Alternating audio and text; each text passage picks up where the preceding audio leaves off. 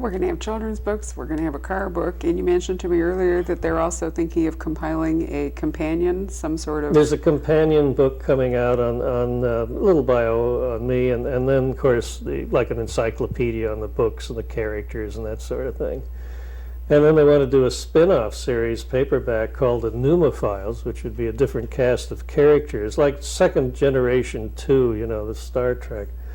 Maybe Pitt and Giordina would walk on, and they're referred to as legends or something with Numa. But I'm working on the plotting on that, but another author will actually write it. Well, here we have Dirk Pitt, an icon, 14 adventures, and he isn't, of course, in Sea Hunters, which is your not Dirk Pitt. Nonfiction. Right, your nonfiction. That's me. But there are certainly some interesting parallels between your life and Dirk Pitt, although yours isn't quite so over the top. I don't get stabbed and shot up like he does. Do you get as many girls? You've been married. I've been married for 42 years. Right. I haven't had many girls, I'm afraid, and I'm too cheap to keep a mistress.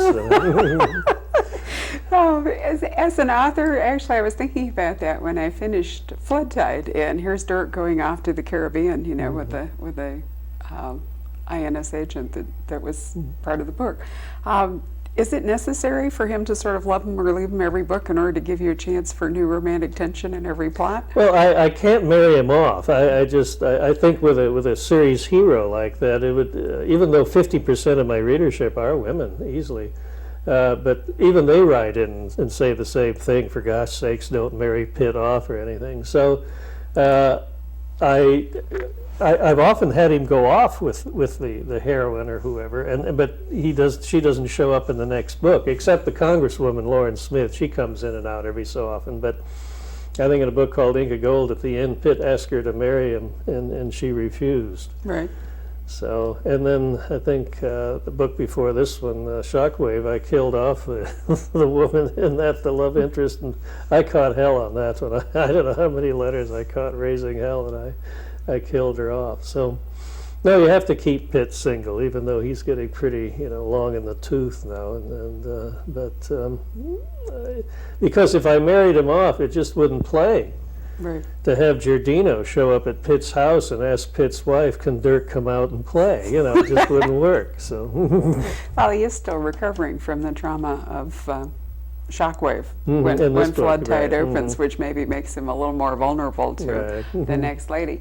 Well, Clive, where did it all start? I mean, your life in Pitt's, I remember reading that you went to Pasadena City College, and then what? It was Korea for you? Yeah, I went in the service, and I'm one of the few. Every time I meet somebody from the Air Force, they're always a retired lieutenant colonel who was a pilot. I'm probably the only sergeant you'll ever meet who was an aircraft mechanic. But I worked and flew all over the South Pacific, and then back and forth to Japan and Korea. And that's when I took up diving. A friend of mine and I bought the first, I think, regulator and tank. We had it shipped into Honolulu at a sporting goods store. It was the first one in the Pacific. And then when I came out of the service, a friend of mine and I used to tramp around the deserts of the Southwest looking for old lost gold mines, lost ghost towns. The Dutchman, did you ever look for that? I don't buy the Dutchman. There's just a lot of hooey attached to that one. But, Peg Leg Smith, I looked for that one, and the Lost Breyfogle, and a number of others. But I think the research and the stories were more fascinating than the actual search. But I think that's what hooked me. If it's lost, I'll look for it. And then you went into advertising. Mm-hmm. Directly? I was kind of roundabout. I had a service station, pumped gas for about 3.5 years in Southern California, and then drifted into selling. It was, if you remember the old newspapers in the old days, used to have the old lead and the mats, and we sold what was called a mat service to merchants. It was kind of a cartoon series. And then I got a job as advertising manager for this really plush supermarket on Lido Island in Newport Beach. And then from there opened up my own little agency, and then sold that and went up to Los Angeles, and for a number of years worked in some of the big agencies on some of the really good accounts. Well, I remember that I know you were a creative director, but didn't you win some sort of award at one of the Cannes Film Festivals for? Oh, I won a lot of awards. People, in fact, everybody thought I was crazy because when I was writing and making a living as a writer, I thought that's all in the past, and I took a big box with all my awards, the Clio Awards, the Broadcast Awards, just put them out in the trash one day.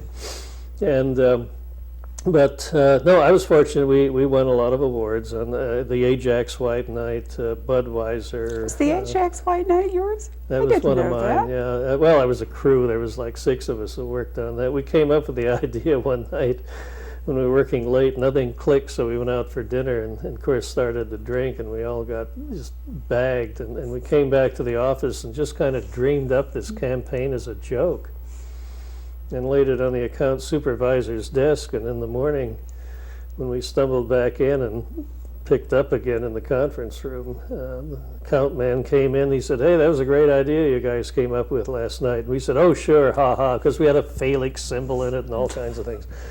And he said, "No, I shot it to the client over the phone in New York, and he loves it. Go ahead and polish it up." And we were dumbfounded. And we thought, oh my God. So we went ahead, came up with a great line, "Stronger than dirt." And Ajax had come out, of course, with the cleanser, but this was for the detergent. Mm-hmm. And they'd hoped to get what they called like 6% penetration, in other words, to maybe get 6% of the detergent market. Well, they wound up with 17% after the Ajax White Night charged down the street and turned everybody clean.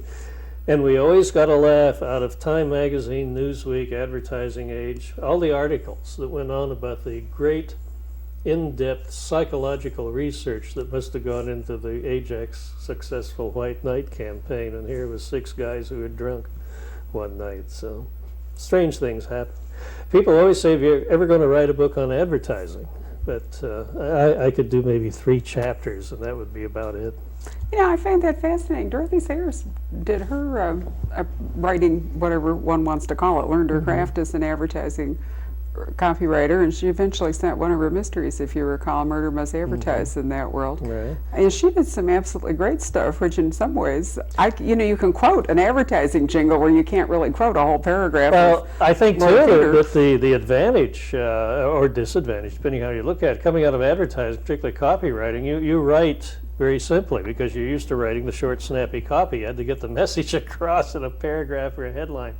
So anything that I write would certainly not be considered literary, but I am easy to read, and I'm read by boys, girls as young as 8, 9 years old. So I think that helped to write very easily flowing.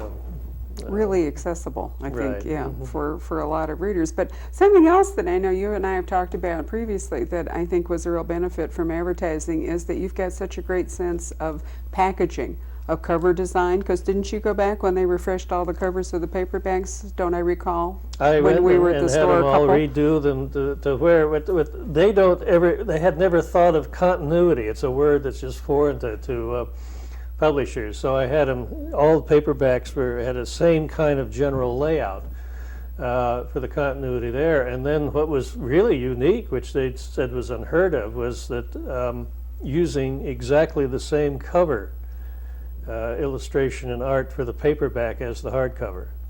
Which seems so obvious, doesn't it? I mean, talk about product recognition. I know it. I don't know why they never thought of it, but that's why it's funny. I suppose coming out of advertising, I pull all kinds of innovations like that, and first to do the full photograph or color photograph on the back of the book jacket, and drawings on the inside, and then for fun having myself walk on, like Alfred Hitchcock. So it's fun to do things that other authors the publishers don't think of doing.